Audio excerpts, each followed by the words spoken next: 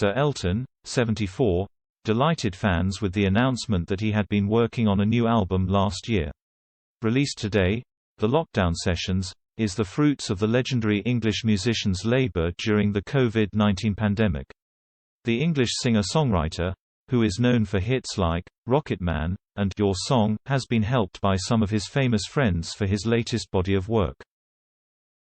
His 16-track album features collaborations with artists outside Sir Elton's usual genres, such as Chad Smith of the Red Hot Chili Peppers and Miley Cyrus.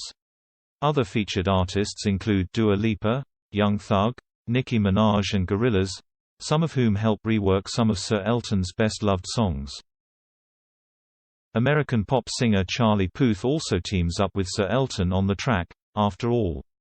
The pair will perform the song on The Graham Norton Show on BBC One tonight. Graham will also chat to actors Eddie Redmayne and Jessie Buckley, who are appearing together in a West End production of Cabaret.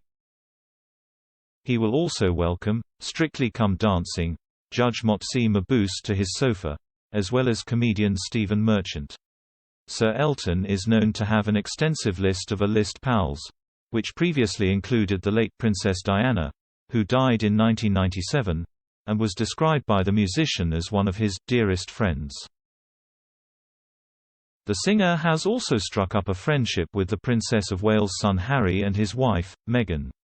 He even stepped in to defend the couple amid criticism over the couple's use of private jets as they holidayed at his French home in 2019.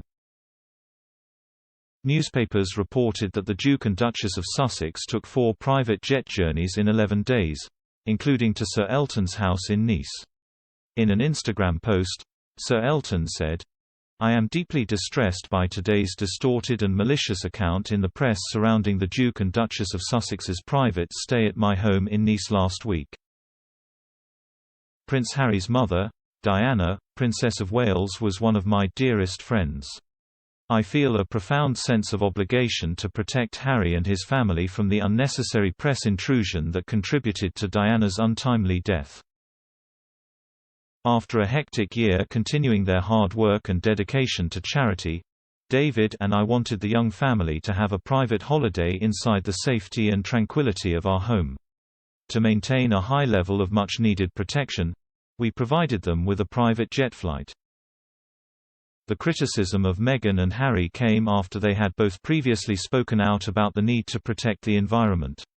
In a post on their Sussex Royal Instagram page the previous month, Harry had said, "Environmental damage has been treated as a necessary byproduct of economic growth."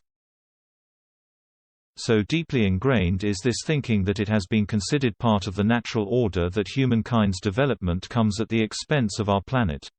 Only now are we starting to notice and understand the damage that we've been causing.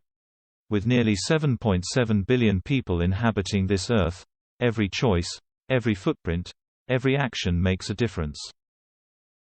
Sir Elton said that he and his husband David Furnish had made a donation to offset the carbon footprint of the Sussex's flight.